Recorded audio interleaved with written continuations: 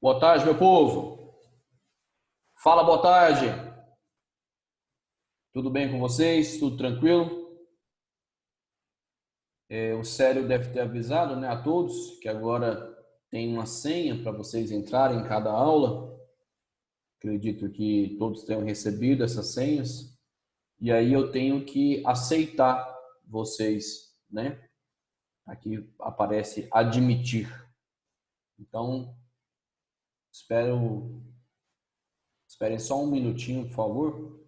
Eu estou terminando de admitir as pessoas que estão entrando. Na hora que eu termino de admitir, entram mais outras pessoas. Enquanto isso, vai conferindo para mim, por favor. Segundo as minhas anotações, a última coisa que nós trabalhamos semana passada foram as rebeliões nativistas. Fui ali até a revolta de Vila Rica, a revolta de Filipe dos Santos. Confere? Confere com as anotações de vocês aí. Alô, alô. Obrigado, Emerson.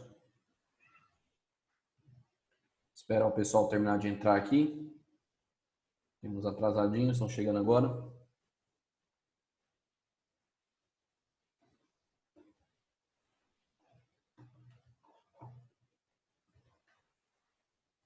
Beleza. Vou abrir o material aqui para a gente começar então, tá? Boa tarde, Bia. Boa tarde, Carol.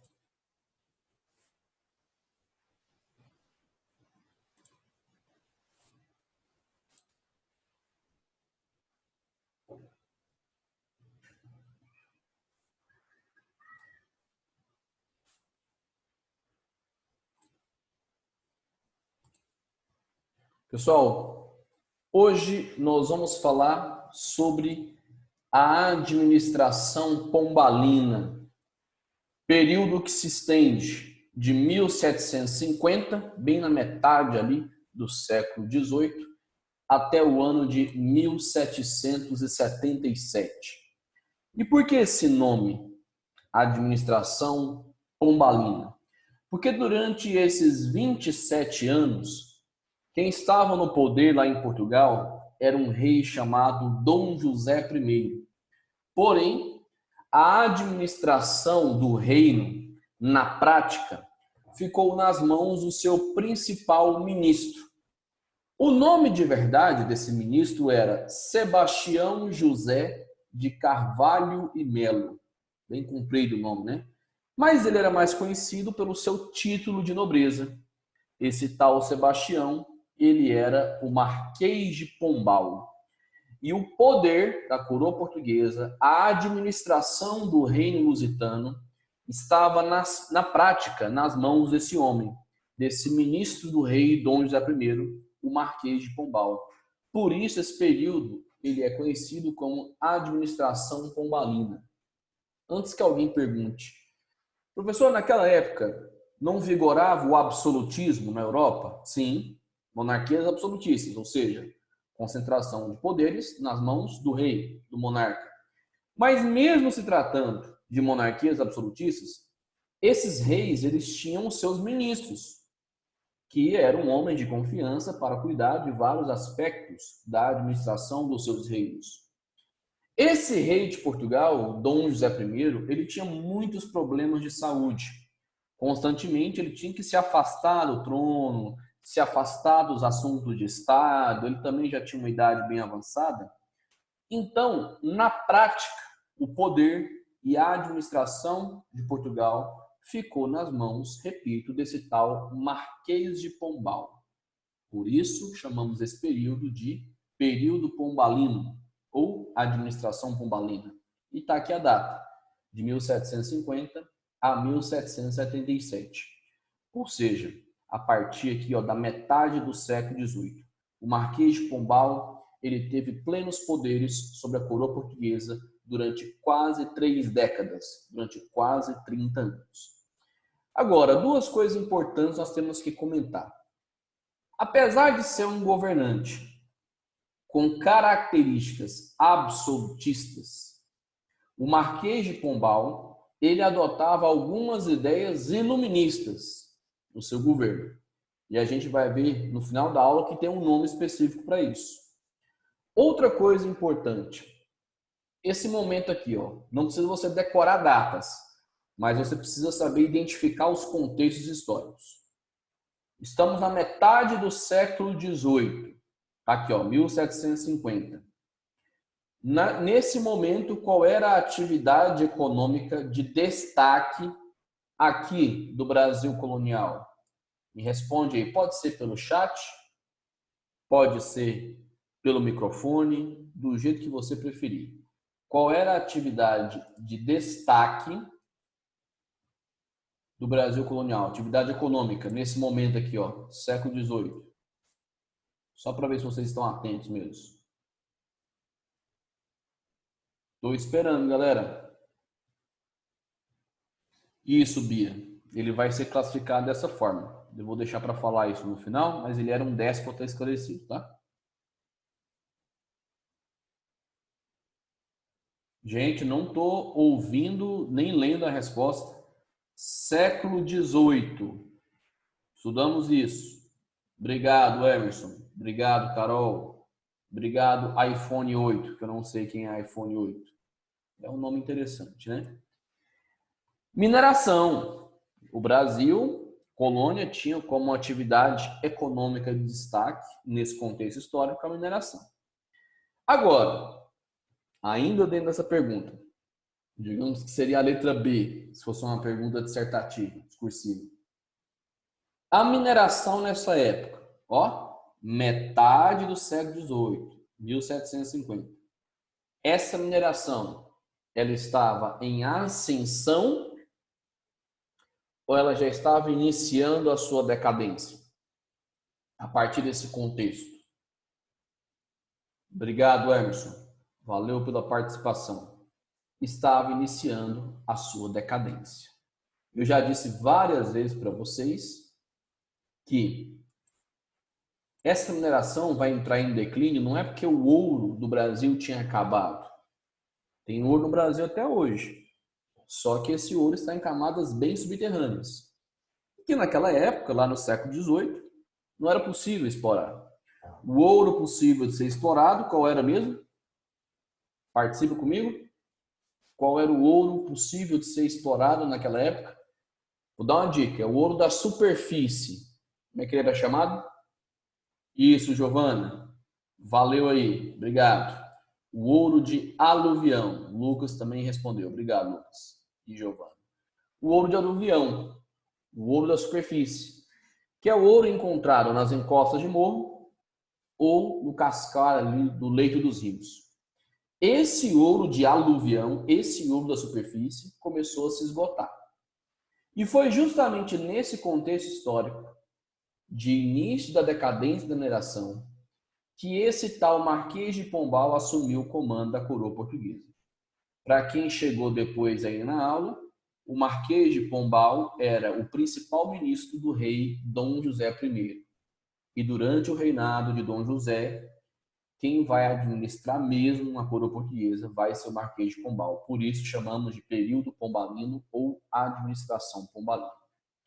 Deixa eu só dar uma olhadinha aqui, se não tem mais ninguém querendo entrar na aula. Tem que aceitar o povo não entra na aula. Não, tá tranquilo, tá beleza. Hoje deu pouca gente, hein? Só temos 20 alunos aqui. O que aconteceu? O povo tá dormindo? Tá assistindo Netflix? O que tá rolando? Bom, galera, aqui estão as principais realizações, as principais medidas tomadas pelo Marquês de Pombal enquanto ele esteve no comando da coroa portuguesa.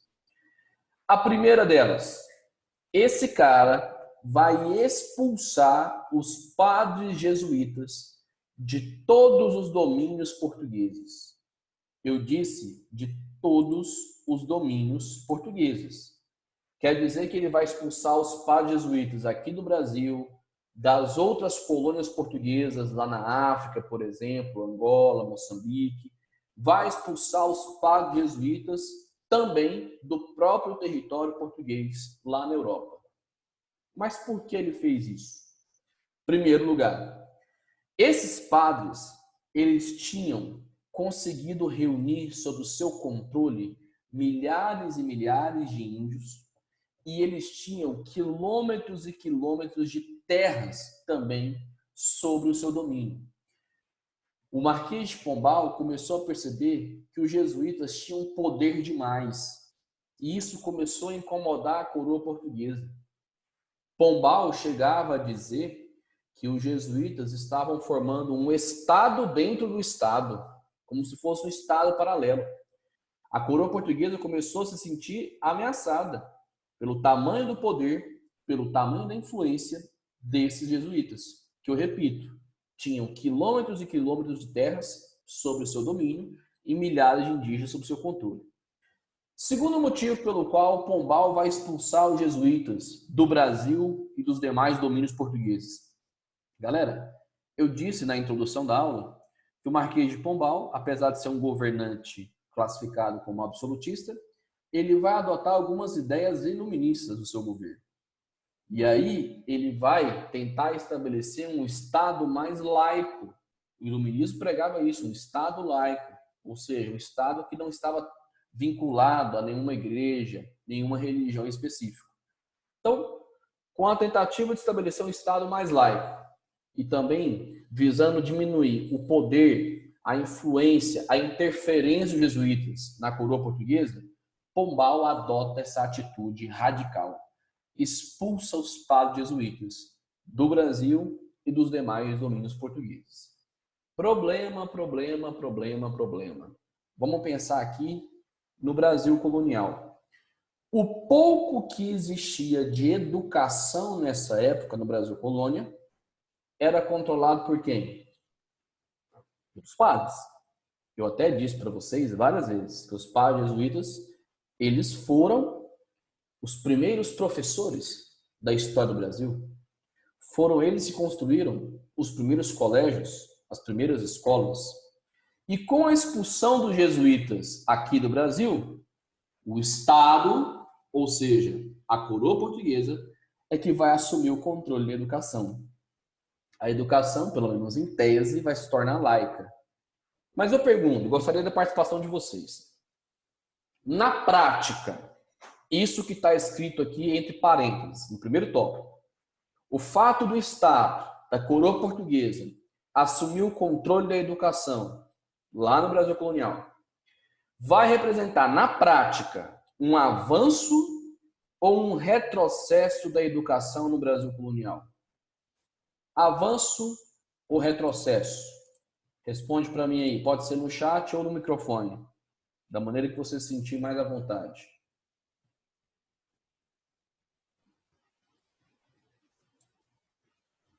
Muito bem, Emerson. Retrocesso. Retrocesso. Sabe por quê? Porque a coroa portuguesa não tinha como prioridade investir em educação, investir na construção de colégios e escolas. Então, na verdade, se a educação no Brasil colonial já era precária, se já havia poucos colégios, poucas escolas, isso vai ser ainda mais reduzido, ainda mais piorado com a expulsão dos padres jesuítas. Beleza? Bom, outra coisa que o Pombal faz, ele vai proibir oficialmente a escravidão indígena. Oficialmente, vai baixar um decreto proibindo que os nativos aqui do território brasileiro fossem escravizados. Mas vamos refletir de maneira crítica. Por que será que ele fez isso? Será que Pombal tinha pena dos indígenas? Tinha dó deles? Era uma questão humanitária? Ou é porque havia um interesse por trás? É claro que havia um interesse por trás. Pombal baixou esse decreto proibindo oficialmente a escravidão indígena porque ele queria incrementar, incentivar uma atividade econômica que dava muitos lucros para a coroa portuguesa. Que atividade que era essa? Fala para mim, por favor.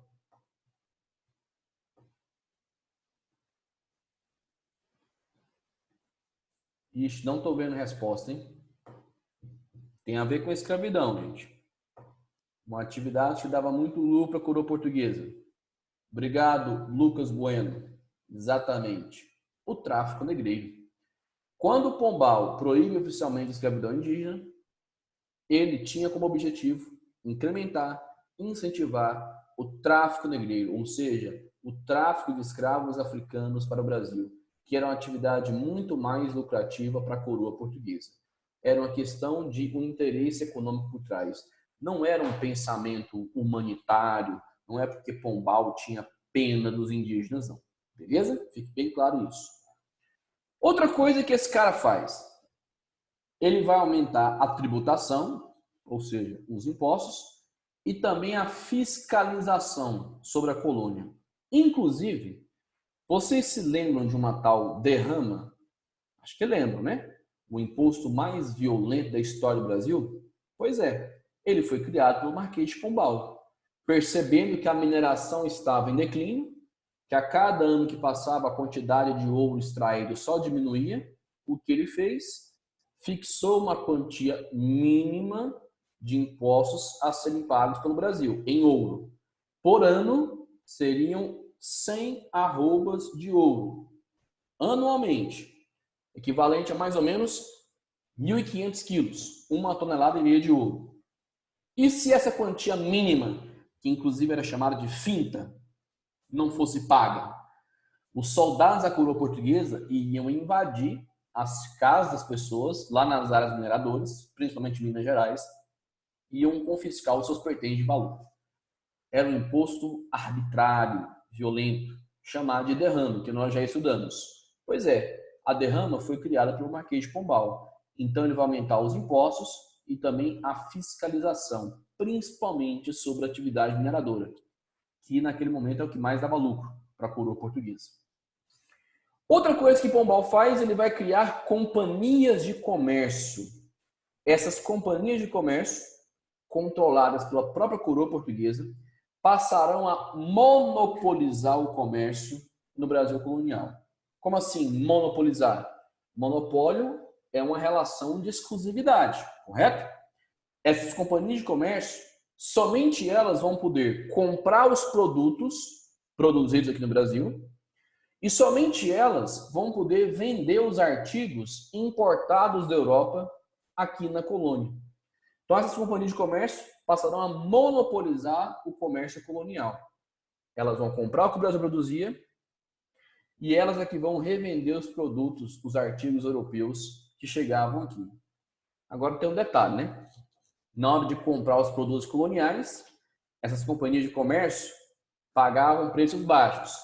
Na hora de vender os artigos europeus manufaturados, como roupas, móveis, ferramentas, essas companhias cobravam caro. Marquês de Pombal ele também tentou fomentar, incentivar a produção manufatureira. Nesse ponto aqui, ele queria que Portugal se libertasse daquela dependência econômica em relação à Inglaterra. O Marquês de Pombal começou a investir em manufaturas têxteis em Portugal, para que Portugal parasse de ficar importando, comprando tantas mercadorias inglesas. O grande objetivo de Pombal era fazer de Portugal uma potência econômica. Por isso, obviamente, ele vai tentar incentivar a produção manufatureira. E detalhe, ele vai autorizar a instalação de alguns tipos de manufatura, até mesmo no Brasil. Isso mesmo, na colônia, que era bem ousado para a época. Agora, para a infelicidade dos portugueses, isso aqui ficou muito mais na tentativa, até porque os governantes subsequentes não vão dar continuidade a essa política pombalina de incentivar as manufaturas. Pombal também vai extinguir, ele vai acabar com as capitanias hereditárias. Ué, professor, e aí, o que vai acontecer? Essas capitanias, que antes eram controladas por nobres, chamados capitães donatários, lembra que a gente estudou isso?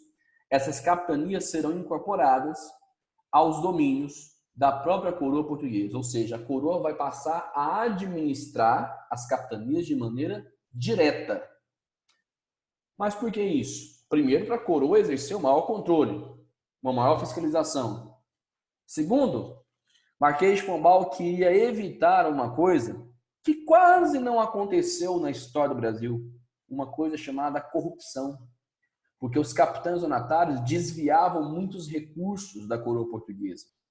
Percebendo essa grande quantidade de desvio de verbas, Pombal então acaba com as capitanias hereditárias, tira os capitães donatários do controle das capitanias e a própria coroa portuguesa passa a administrá-las de maneira direta. Uai, professor, mas ele podia fazer isso? Podia. As capitanias pertenciam à coroa, elas só estavam cedidas aos capitães donatários. Não sei se vocês lembram, na nossa aula de capitania, foi lá no começo do ano, eu disse que os capitães donatários, eles não tinham a propriedade da capitania, eles tinham apenas a posse. Os capitães donatários, repito, eles não tinham a propriedade das capitanias, eles tinham apenas a posse. E essa posse foi retirada pelo Marquês de Pombal.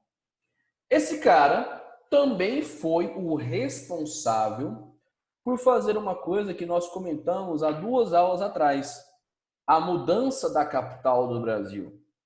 De cabeça, de Salvador para qual cidade mesmo? Marquês de Pombal mudou a capital do Brasil lá em 1763. Muito bem, de Salvador para o Rio de Janeiro.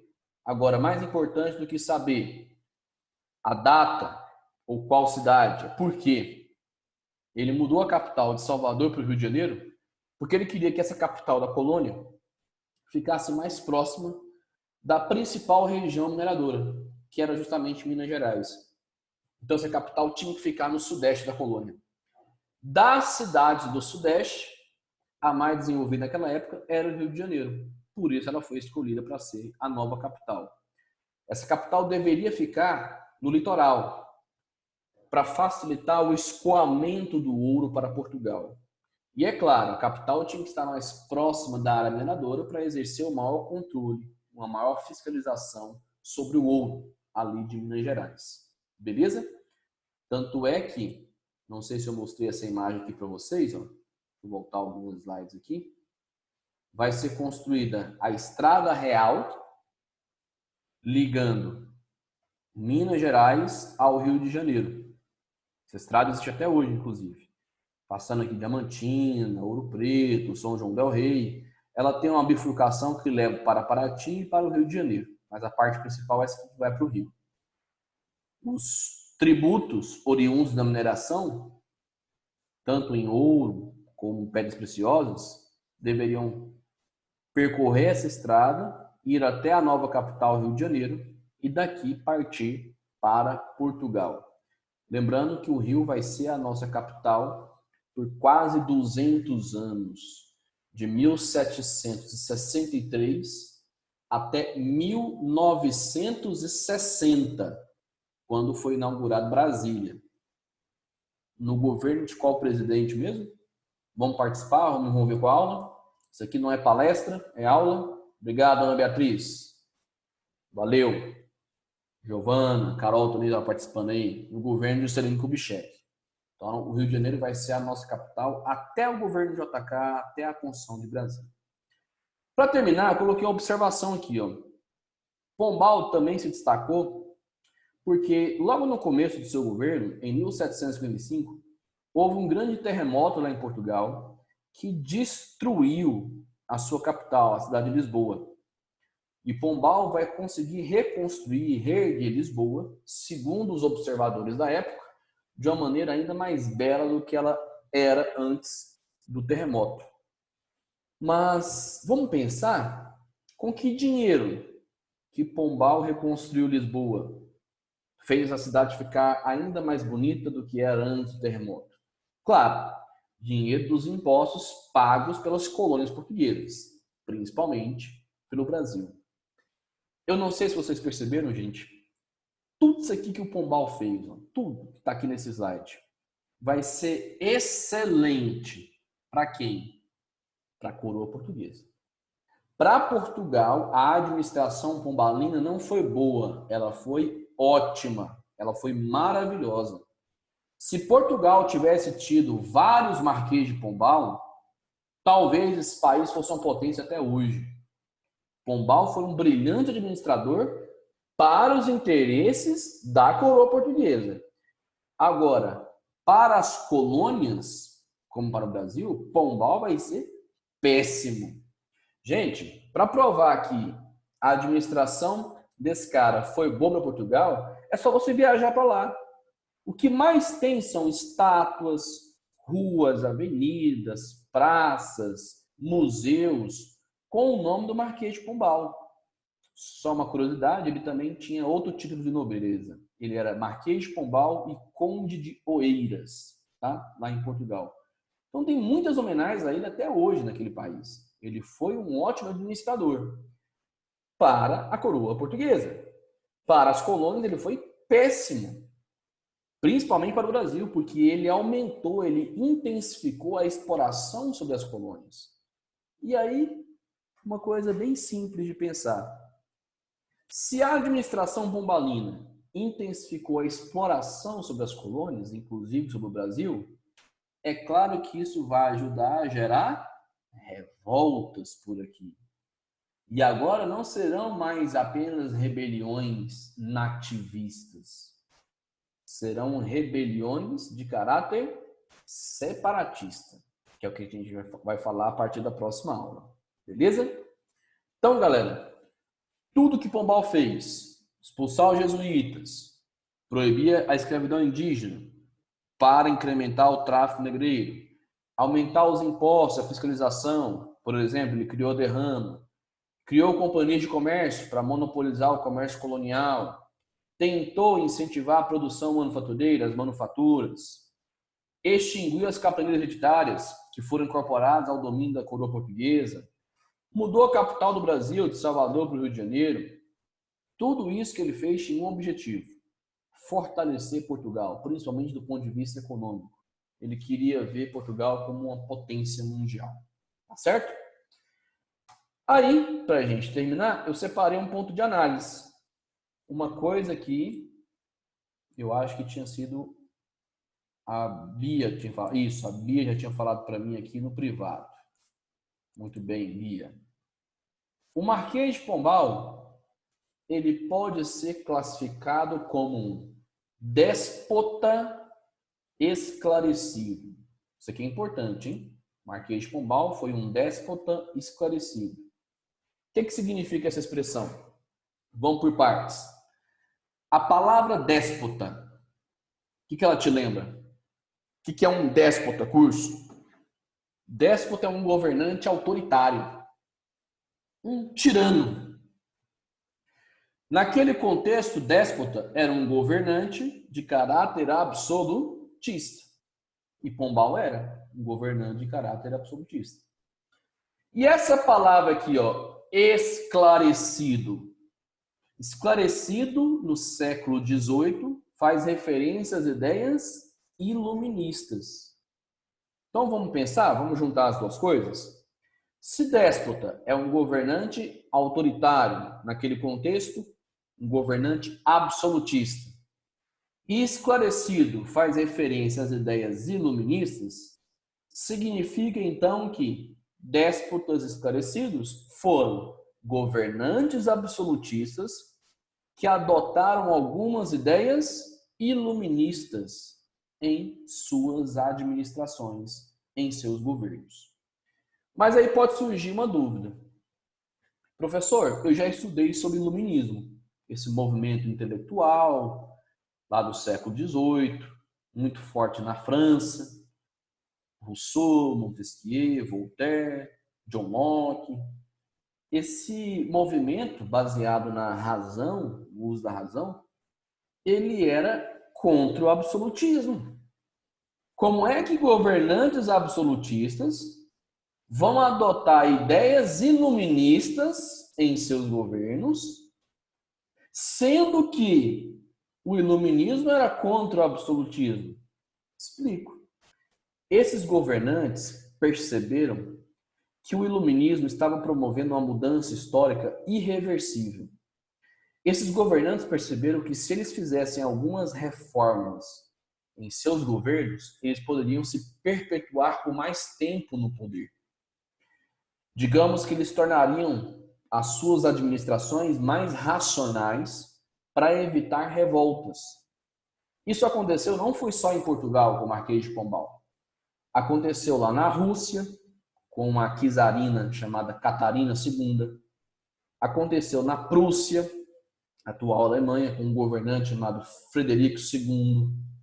Aconteceu na Áustria, com um cara chamado José II. Aconteceu na Espanha, com Carlos III. Nesses países onde os reis absolutistas fizeram algumas reformas adotando ideias iluministas, eles conseguiram se manter no poder por mais tempo, evitaram revoltas.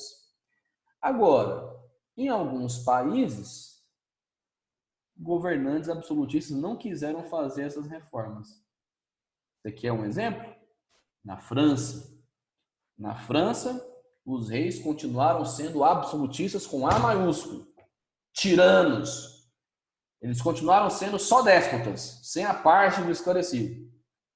Qual vai ser o resultado disso na França? Fala para mim, pelo chat aí, por favor. Qual vai ser o resultado da França não ter adotado essas ideias? Exatamente. O resultado vai ser a Revolução Francesa. Muito bem, Ana Beatriz. A morte, guilhotina. Na época que governava a França era um tal Luís XVI. Luís XVI não quis fazer essas reformas. Luís XVI não quis ser um déspota esclarecido. Ele não quis fazer reformas na sua administração inspirado nas ideias iluministas. Ele se manteve, repito, absolutista com A maiúsculo. Luís XVI, lá na França, quis ser apenas déspota, sem a parte do esclarecido. Resultado, vão cortar a cabeça dele em praça pública. Como a Ana muito bem falou, ele vai ser guilhotinado. Isso durante a Revolução Francesa. Beleza? Então, falei demais, resumindo. Marquês de Pombal, como ele é classificado? Como um déspota esclarecido. Um governante absolutista, mas que adotou algumas ideias iluministas em seu governo, fez algumas reformas no intuito de se perpetuar por mais tempo no poder, evitando revoltas. Isso lá em Portugal, é claro. E aí, ó, na imagenzinha que eu mostrei, está aqui o Marquês de Pombal. Você perceba que ele está vestido tipicamente como um membro da nobreza na época. Os nobres europeus gostavam de usar essa espécie de meião branco e essa sapatilha, que geralmente, inclusive, tinha um salto nela. Essas perucas brancas maravilhosas. Perceba que ele era um homem letrado. Ele está cheio de mapas, de escritos próximos a ele. E ele está apontando para o cais de Lisboa. Por que ele está apontando para o cais? Olha os navios aqui, ó. Foi a partir dos navios, da expansão marítima, das grandes navegações, que Portugal construiu o seu império, construiu o seu poder, a sua riqueza. Então ele está apontando para a grande força de Portugal, né? Bom, galera, deixando aqui o ponto de análise em aberto para vocês. Não esqueça, então, que o Marquês de Pombal foi um déspota esclarecido. Deixa eu comentar rapidinho aqui. Só temos 3 minutinhos, mas dá tempo. No final do século XVIII, final dos anos 1700, ocorre o que nós chamamos de renascimento agrícola. Por que renascimento entre aspas, professor? Porque às vezes o aluno ele vê essa palavra renascimento, ele acha que a agricultura tinha morrido, tinha desaparecido durante a mineração. Não, errado. Continuou existindo. Só que a agricultura tinha se enfraquecido na colônia. Mas essa agricultura, no final do século XVIII, ela vai voltar a ser forte por conta de 2 fatores externos. O primeiro deles, a Revolução Industrial na Inglaterra. Ela ocorre justamente no século XVIII. Qual foi o primeiro tipo de indústria que surgiu? A têxtil. E as indústrias inglesas precisavam de muito algodão. As colônias inglesas não davam conta de fornecer todo o algodão que a Inglaterra precisava. Então, a Inglaterra comprava algodão de outras partes do mundo, inclusive aqui do Brasil. Ah, professor, mas a gente era colônia de Portugal. É, mas essa compra era feita de maneira indireta. O Brasil produzia algodão, principalmente lá na capitania do Maranhão, tá? Esse algodão era vendido para Portugal e Portugal revendia o algodão para a Inglaterra. A Inglaterra transformava esse algodão em tecidos e revendia para os portugueses. Detalhe, a Inglaterra pagava barato pelo algodão brasileiro e cobrava caríssimo pelos seus tecidos, cobrava literalmente a preço de ouro. Então, a Revolução Industrial na Inglaterra vai estimular o desenvolvimento da cultura algodoeira no Brasil, principalmente no Maranhão. E por último, lá nas Antilhas, ilhas da América Central, começam a rolar revoltas de escravos e também lutas pela independência. Por exemplo, as lutas pela independência do Haiti, colônia francesa. Foi a única independência, inclusive, da América feita, comandada pelos próprios escravos. Hein? Por causa dessas revoltas de escravos, dessas lutas pela independência, lá na América Central, a produção de cana-de-açúcar dessas ilhas vai entrar em decadência. Isso vai estimular o renascimento da produção no açúcar do Brasil, ou seja, uma valorização da cana-de-açúcar brasileira. Beleza? Lucas, porque o café já entra no século XIX, tá? O café ele passa a ser forte ali depois da nossa independência já. Beleza, Lucas? Você fez a pergunta aqui para mim no privado sobre a questão do café. Café é só o século XIX ali, principalmente depois da nossa independência. Bom, galera, nosso tempo está esgotando, menos de 1 minuto para a aula finalizar. Ficou alguma dúvida? Se está tranquilo, me dá um joinha ou um ok, por favor. Próxima aula, a gente vai falar sobre as rebeliões separatistas. Vamos começar com a Inconfidência Mineira, que é um assunto que despenca no Enem, viu? Não perca a próxima aula. Tá tranquilo? Beleza, então. Gente, valeu pela presença, pela participação. Bom restinho de semana para vocês e até a próxima aula. Um beijo, um abraço. Tchau, tchau.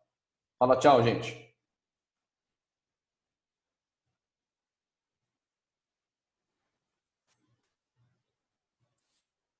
Até mais.